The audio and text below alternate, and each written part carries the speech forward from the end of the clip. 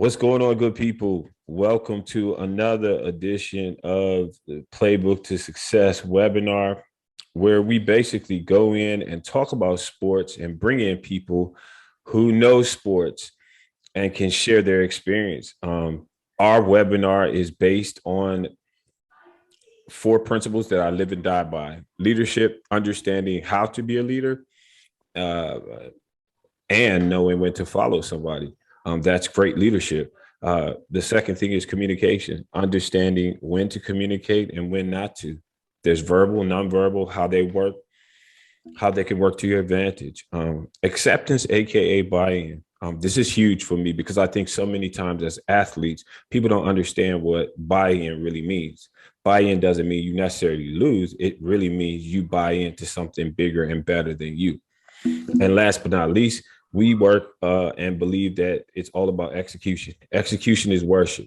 People who can't execute, we usually just call them losers. So that's not really what we're about on this. And today, of course, we wanted to bring a different version to you. And we have Myles here, who was working with West Virginia and now is working with the NBA. And he has a different view. Sometimes we bring athletes only on that only know from on court. But Myles has a unique perspective because he played, but then he was a manager and he got to do in-depth look at the game from both perspectives. So Myles, as we bring you in, how are you doing today? I'm doing well. Actually, just I had off today, my first day off in a while, and just been kind of apartment hunting. So I have to relocate to New Jersey now, from Washington D.C. for work in the next couple of weeks. So just trying to figure out where the next spot is for me while I move back up to New Jersey to work in the office. That's awesome. But let's start from even a more intimate space. Where did you fall in love with basketball? When did you fall in love and know that you love sports? I really fell in love I think around 5 when I was actually to play the game. I know I was playing at a pretty high level. I always played above my age group, and my older cousin who played at Loyola, Tyler Hubbard, was one of the best shooters in the area since he was a kid. And I kind of even took up his nickname as my own, and it kind of stuck with me. I followed in his footsteps and everything as far as his number and everything. So he was a big role model. But I really love basketball. I've only played basketball my whole life up until my seventh grade year. I actually ran track, and I wanted to get faster. I wanted to build my stamina because I started getting to a point where I was playing for 2, 3 AAU teams, and sometimes all three teams were in the same tournament.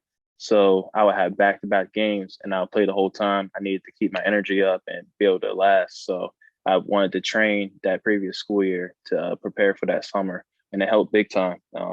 So I really fell in love with it for like a long time ago. Always been around it in any aspect I could be.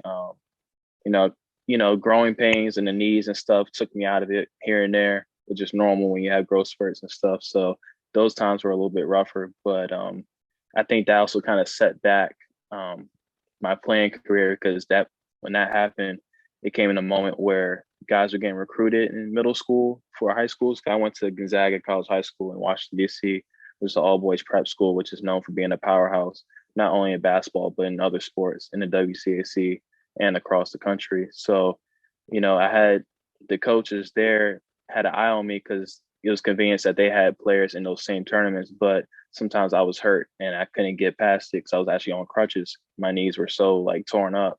So, I had to look at it a different way and fight a little bit to get in the position to put myself in. And once I got to Gonzaga, I was working out like crazy. I don't know, like maybe like 5 times a day. I would lift at 6 a.m., get on court right after that, um, try to work out during lunch a little bit and then after school twice. So especially in the summers after my freshman year, I played on a summer league team, and going into my sophomore year, I kept trying.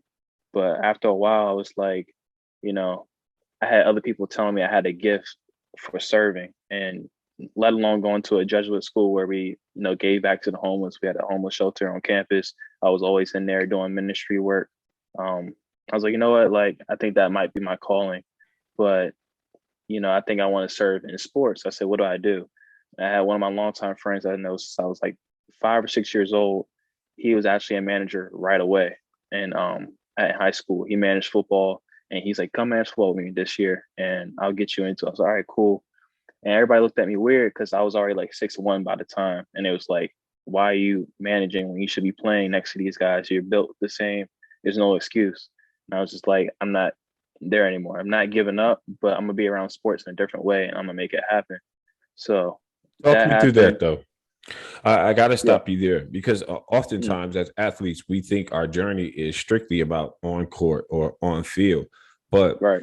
you mentioned and alluded to something that was, one serving, which is huge because Mm, that's a big piece of understanding sports. It's not just about you.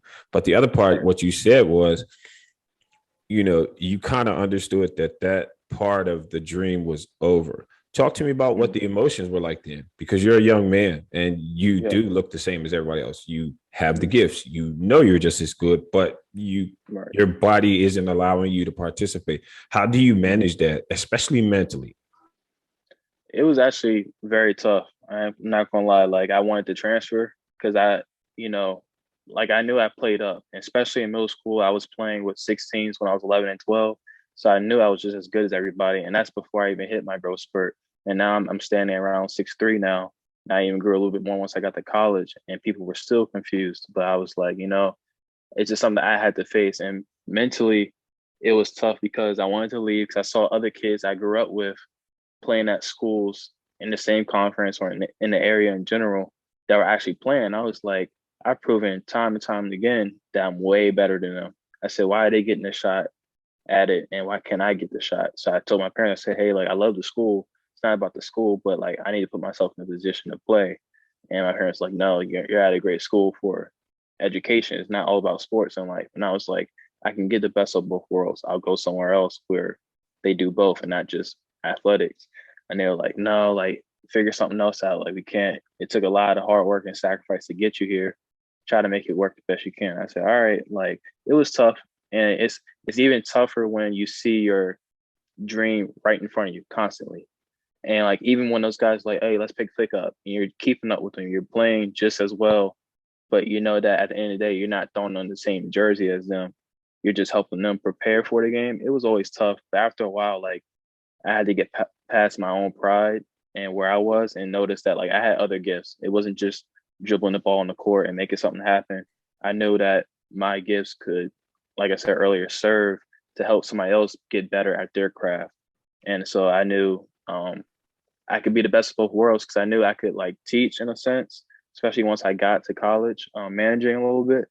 But I know I had a different mind for the game compared to most people. So So I let was me like, you know ask you what? something. I got to ask Yep, you this. Sorry, and I apologize for interrupting. no, you're fine. There's a part in the journey where you have to get past your pride. But some people Mm, say, like me, my pride made my career. Like right. it was my ego. Like you're not Mm, going to beat me. So where right. did you differentiate that, and how did you determine it's so much bigger than me? But I guess you almost detach yourself from your ego and you begin to walk in Yeah. your purpose. Mm. What I did was at the same time, I knew what I was capable of. I knew I didn't have to speak on it as much. Like I felt I had to be very vocal about it before I like kind of put it on the hook and stuff. So I was just like, you know what, like it's no reason to speak on it anymore. I've proven myself that I'm able bodied, but for some reason it's just not going following all the way through. So I was like, you know what, that's fine. I'll just take a step back and realize my other potentials and take advantage of those while also being involved in my passion, which was basketball at the time and still is. But to differentiate those things, I had to realize like it was bigger than me. I had to not be mad at my parents so much, but also realize like, yeah, Gonzaga was a very expensive school. My parents had just enough to get me there. It's one of those schools where a lot of kids don't take middle school serious. They don't do their grades and their studies properly or to the point to get themselves in the best schools. They just kind of go with the flow. I was like, I didn't stay up all night as a sixth and seventh grader getting a 3.9 GPA for no reason. Like I was like, I did all that. There has to be a bigger meaning out of it. And at the same time, I knew my parents were making a sacrifice for me. And I was like, there's other programs here at the school that can help me be successful in whatever I want to do, whether it was in sports or not. So after a while, I knew I said I didn't have to prove myself any further, but I was like, I'm gonna try to make something happen out of something that wasn't normal. I wasn't what I chose to do. I give all credit to one of my, like I said, one of my best friends that I grew up with. If it wasn't for him, I probably would have been lost and not know what I was doing. I was like, I'm just a dude that's built the same as everybody, very much capable, but wasn't given the opportunity. Like, where do I go? And he gave me just an idea, and I just ran with it. With him, he was my mentor. Even though we the same age, he was my mentor at the time, saying, "Oh, let's do this together. I'm gonna introduce you to that." And once I realized that, it's like there's other people with opportunities out there. You don't want your pride to take over and say, "Oh, you're too good for that." You're not too good for anything if it's around the same stuff you want to be around. Like, I want to be around basketball. I couldn't play the game no more in a sense, but I knew I could be around it as a manager or athletic trainer. So I wanted to take advantage of that, and I had to put my pride aside and realize that it's bigger than Mm, me. that's So, big. So talk me through it now. You put it aside. mm, You're managing teams or whatever or not. Talk me through that. You get out of high school. You're going to college. How do mm. you get to West Virginia? And then how do you get in a position? Because West Virginia is no scrub school. So how do you get in a Right. position now to be one of the managers on the team? So once I figured out I wanted to be a manager in high school, I just completely ran with it. Every opportunity I got. And also I was interested in medicine. So I was like, if sports don't work out, I want to be an orthopedic surgeon, which is, surgeon for athletes, to reconstruct anything that somebody gets hurt, with rehab and all that. So my mom's a nurse, so that had big influence. And I wanted to be going to medicine. And, I did the athletic training side on top of managing. And so it kind of helped me elevate myself from everybody else because I was able to tape. I was able to treat players. So like we only had two athletic trainers. We have a million teams. So whatever teams I managed, when we went on the road, sometimes our athletic trainers weren't there. They say, "Hey, we're going to need you to tape the whole football team, 70 guys," and I have to do that. And so that helped me differentiate myself from anybody that was just a normal kid in high school that wanted to be a manager going to college. So I started on my college tours. It wasn't just all academics for me. It was about the sports. So I knew I was like, hey, I did this for 4 years in high school. I'm not gonna let that go to waste. Like just because I'm gonna try to make it happen in college too. And so that's how I looked at Duke for lacrosse. I went down to LSU for homecoming and talked to their football staff down there. I went to Loyola, Maryland for their lacrosse team. And then finally, the coach at my school, he was saying that, hey, I got to connect at West Virginia for basketball. And that was like the only school he had for basketball. Everybody else was like lacrosse or football because I also managed those in high school. And I was like, oh, yes. I said, I would love to be around that. And honestly, I didn't know much about the program. I knew Bob Huggins just because he had a reputation of being the mean, angry coach that people see on TV when he's the complete opposite once you meet the guy. But and all I knew was they had a bald college kid on there, Javon Carter, who currently plays for the Brooklyn Nets. That's all I knew about him. That coach and that player who was somebody, he was like a gnat on defense, always terrorizing point guards. That's all I knew. I went to the campus. I loved it. I reached out to Coach Harrison, who's the head associate coach there, Larry Harrison, and he said, "Hey, I'm gonna bring you in for a summer camp, and we'll see from there." Came in for the summer camp after my senior year, and then he offered me the job right then and there. And at that point, I already knew I was going to West Virginia because they had a program, sport and exercise psychology, that was different from anything else I ever seen, and it gave me the mental side of sports more in depth than rather just saying like, how does he get out of a slump? It was everything mental to the business side, the on the field side, everything you can think of. It was just Mm. different. So So let I me like ask you that. this. Ask you this. How big is that? Say, as a trainer, understanding different aspects, do you now, as you go into being a trainer for college, do you push some of these buttons in your athletes? Do you kind of titter for tatter in certain realms, like mentally, and almost mess with them to get the best out of them? How does that Yeah. work for you? Because we all know it's mental. You get out on the court, you got skills, I got skills. Who's got the more Mhm. mental resolve? How are you Right. using these things now that you're on the big stage? So I think it helped me big time, not only my studies in college, but just from my background, like where I come from, right outside Washington D.C., playing in PG County, D.C. my whole life, there's a reputation here for some of the best basketball players that come out of here, such as KD, and many others, Quinn Cook, Victor Oladipo. Uh, so there's a lot of people that came out of here, and I grew up around those same trainers that train them. So my mentally, I was always prepared. I love to talk smack. I still talk smack to this day. If I'm on the court, I don't care who you are. I don't care what your reputation is. I know where I come from at the end of the day. So, I will hold my own. And I had the respect of the players at West Virginia because it's like I'm a manager standing just as tall as them, looking them eye to eye. And then, some of them be like, oh, like he's probably just another black dude that just is clumsy. And then when they saw me actually play, they were like, what are you doing? Like, you should quit managing and go to the club team and play. And I was like, nah, like I want to be here. And once they saw me play, that even gained more respect from them. And they would say, hey, like, what do you see when you watch me play? And I'm just like, you want my advice? Like, I'm not even like, yeah, I'm looking at you eye to eye, but I'm not carrying that jersey on my back like you. And they said, no, like, we respect who you are and where you come from. Like, that's a big thing. It's a big deal for us. Like, let us know what you see and how we can get better. Well, how does that make you And feel though? You know, it, does that kind of boost your ego? Does that kind of make you feel a little better? Or is it just like a part of the gig? I want you to respect me. I want you to know that I know basketball. You've seen me play, mhm, so you know I know how to play. But to hear them right. say your opinion, how does that make you feel? I don't think it boosted my ego. I think it actually like lifted me up. It made me feel just more confident in everything I was and my abilities, my knowledge of the game. It because I always meshed my skills and where I come from together. I never meshed the knowledge of the game for that. Like obviously I learned it. As you get older, you learn the game, and I learned from one of the best coaches of all time, Bob Huggins, watching him every day talk, listening to whatever he says. Like, and my advantage was, even at the rec center on campus that, random kids go to, a lot of managers, they just sit there with the towel over their shoulders and the ball in their hand. And I was like, I still wanted to get better because I said, at the end of the day, I know I want to train people.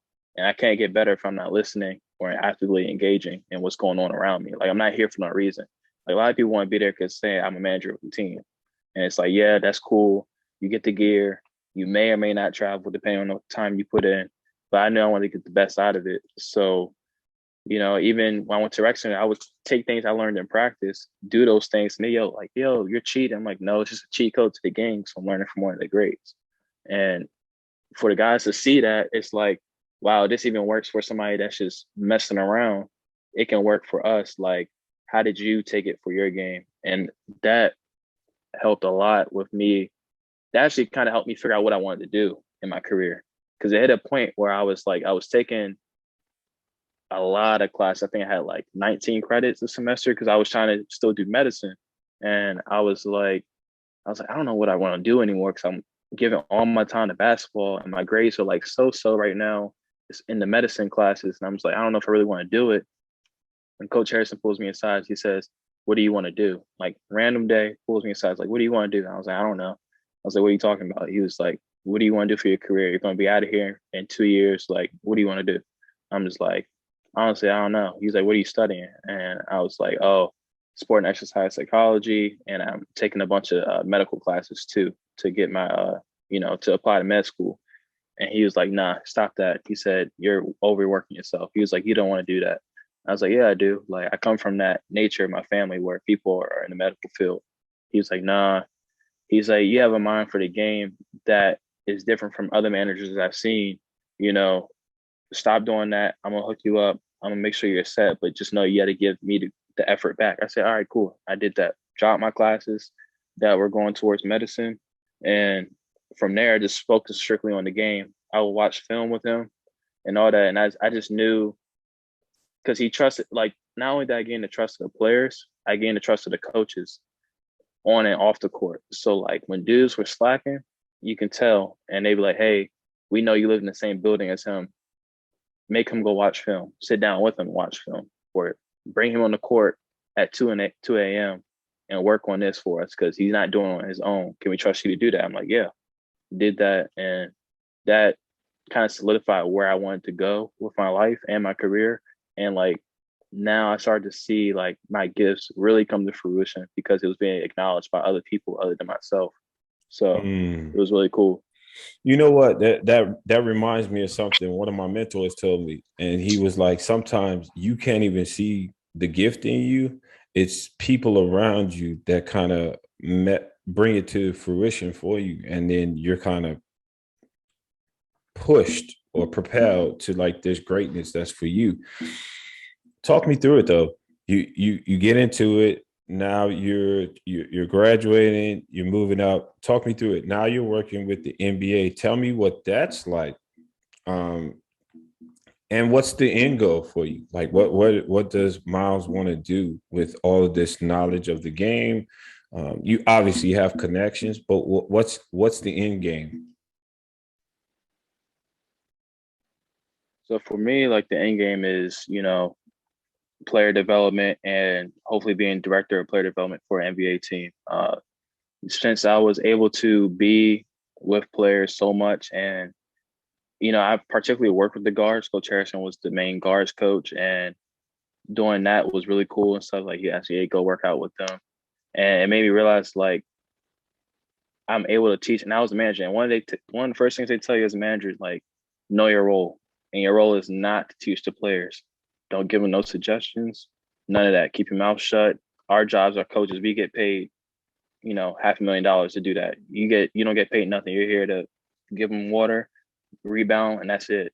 But I kept my mouth shut at doing that. I was like, okay, I'm not gonna overstep my boundaries until the coaches said, hey, can you help them? Because we're not getting through them. But they respect you enough. Like, can you tell them? I'm like, you sure? Like, I know that's not in my contract, like, to say anything. They're like, no, go ahead. It's okay. Like, if anybody says something, we'll deal with it. I'm like, all right, cool. So when I did that, it really took a leap of faith for me to see that in the coaches because they had me breaking down film, going through scouting reports, and certain matchups that we have coming up. And it was like, hey, work on this with this player for this coming week. Like we need him to not dribble off the bounce anymore and just spot up.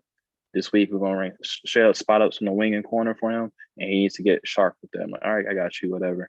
And that helped big time. And I was like, you know what? I think I want to do player development. It's right in a good sweet spot of not fully coaching because sometimes even the coaches aren't on the court at the professional level.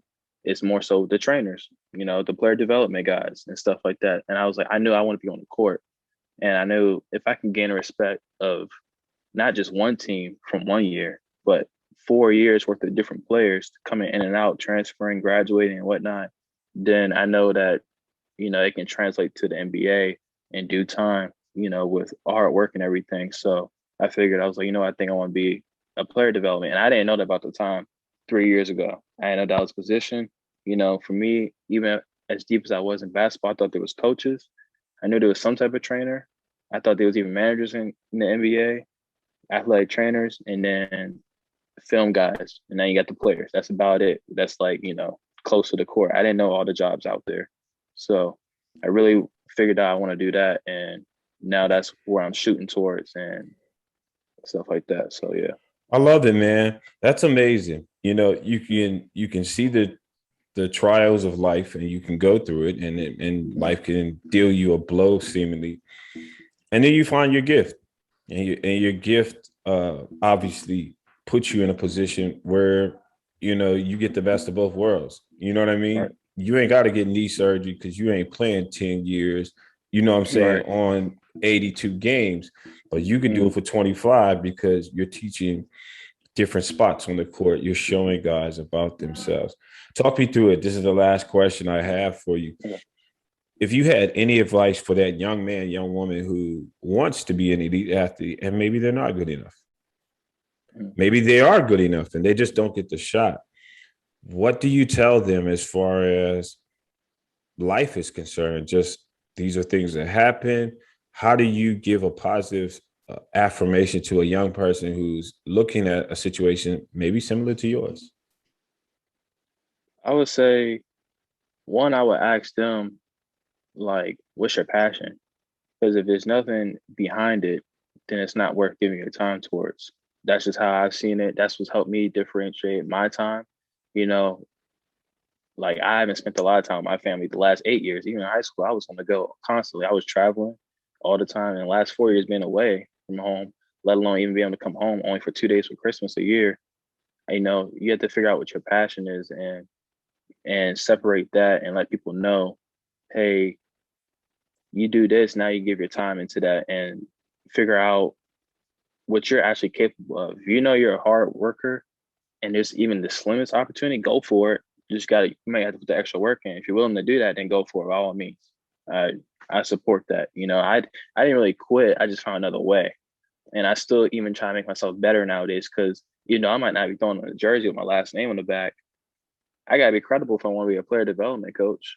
I gotta be able to shoot the ball. I gotta be able to dribble the ball just as good, if not better, than the professional athletes.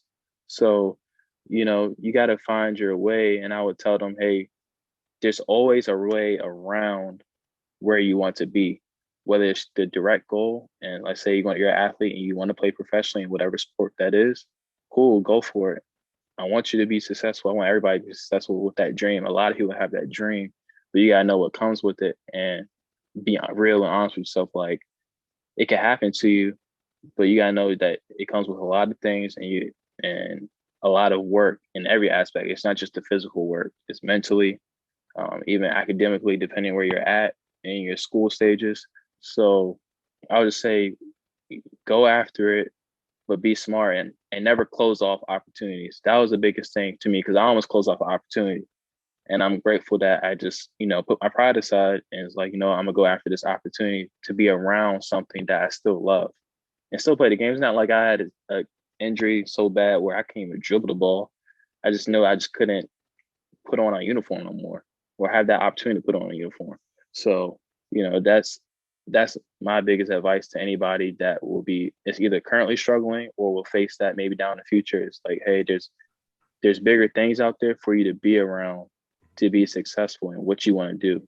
And it doesn't stop just because you have one hill that you have to get over. Like just because you can't get over it, you may have to go around it. And sometimes that's better. Just never close off your opportunities to be around your passion. That's amazing, man, because when I became a coach after I stopped playing, one of the hardest things for me was to break down things to people to understand where they were in their gift, like as it relates to sports.